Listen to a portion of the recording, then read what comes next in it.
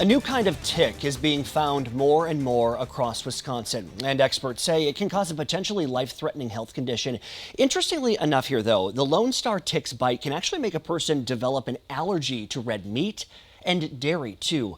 Health experts still have a ways to go when it comes to learning about the condition, and on top of that, making a diagnosis can be tough.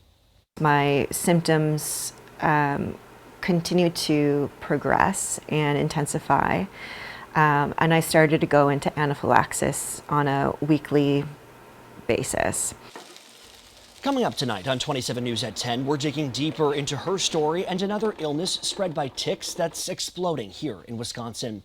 New at 11, cases of Mpox, formerly known as monkeypox, right, are on the rise in the U.S. CDC data shows there have been 511 cases reported this year through the 16th of March. Through the same period last year, there were fewer than 300 cases.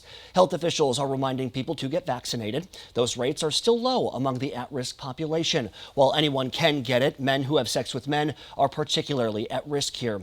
Mpox is a less severe cousin of the now eradicated smallpox virus. New research suggests a well-known drug could potentially be repurposed for Alzheimer's disease. The drug we're talking about is called sildenafil, and it's typically used to treat people with erectile dysfunction or high blood pressure. However, though, researchers found the drug could also be beneficial when it comes to preventing and possibly treating Alzheimer's. They found it lowers levels of certain proteins in the brain, which we know are linked to that disease.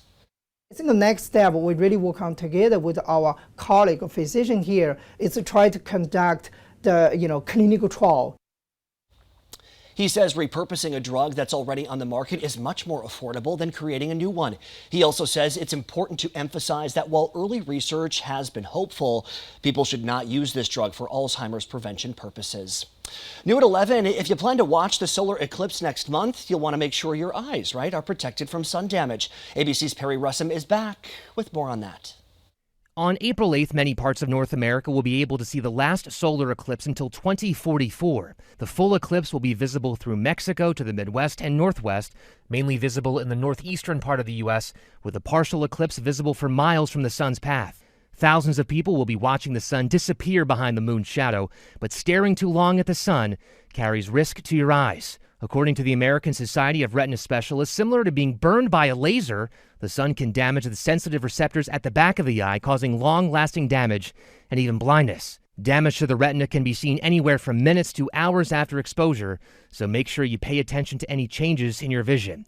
According to NASA, the only safe time to look directly at the sun is during the brief total phase of the eclipse and only with special protective ISO-approved eclipse glasses. Phones, filters, sunglasses, or old eclipse glasses may not provide adequate protection, so make sure you get new ones.